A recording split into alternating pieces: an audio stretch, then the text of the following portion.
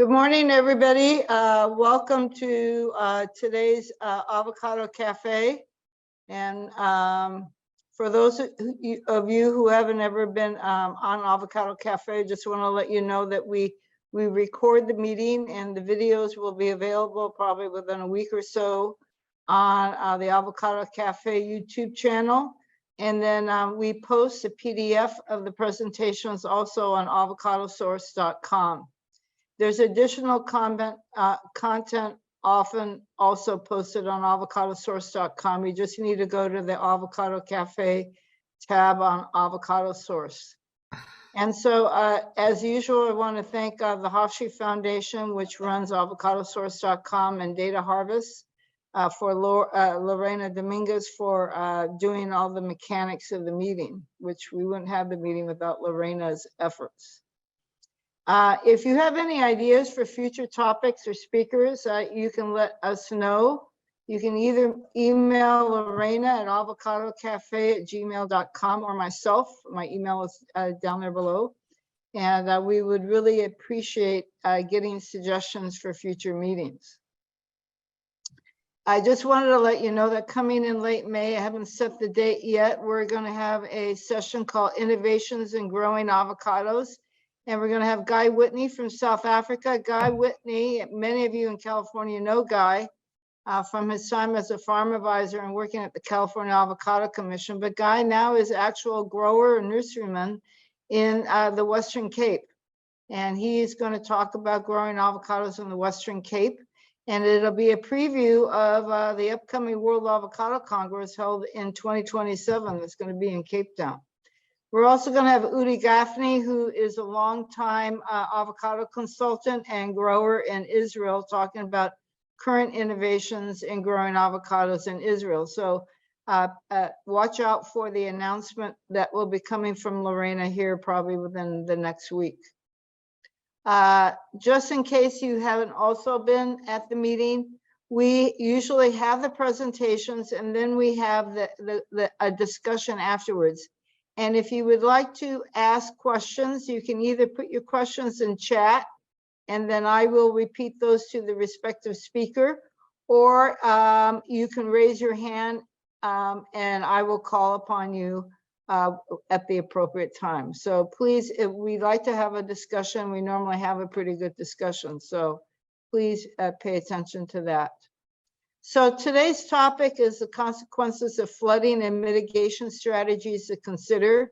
And it's not only flooding that we're covering, we're just waterlogging or heavy rain. So you don't have to have standing water as shown in this picture. This picture comes from Hawke's Bay, New Zealand, actually, after the hurricane came through New Zealand in early February.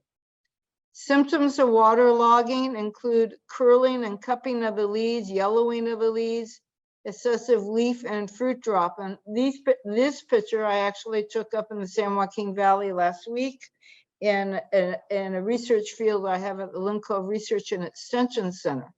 And what we have in that field is we have a slight gradient from the top of the field where it's decomposed granite and very good drainage. So you have virtually no waterlogging, and that picture is on the right. In the middle of the field, we had a little bit of standing water during the heaviest times of the rain. And you can see that there is some cupping on the leaves on that tree and some yellowing. The yellowing on the picture on the right is from the flower. That tree happened to be in full bloom last week. The picture in the middle is just beginning to bloom, but it's really mainly yellow leaves that you're seeing. And then on the left, what you see is the same variety down at the bottom of the field where we had standing water for about 2 weeks, about an inch or so of water for 2 weeks. And you can see that the trees are not happy. And the picture here, this picture that we see here on the right is actually a Hass tree down at the bottom of that field. And you can see that it's been severely affected. So asphyxiation, what's really going on is asphyxiation, the lack of oxygen in the soil. And avocados have been reported by many people having a very high requirement for soil oxygen.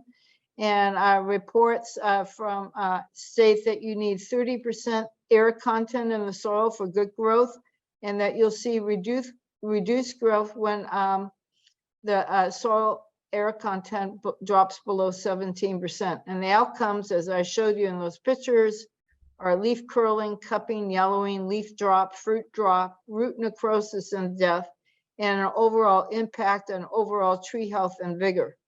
If you go to avocadosource.com and look up California Avocado Society 2010 yearbook, you will find a very nice article written by Raul Ferreira, Gabriel Celis, and Pilar Hill that occurred in the yearbook about root asphyxia.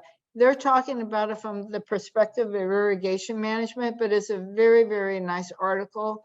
If you want to read further, really, they go into some of the physiology of asphyxiation.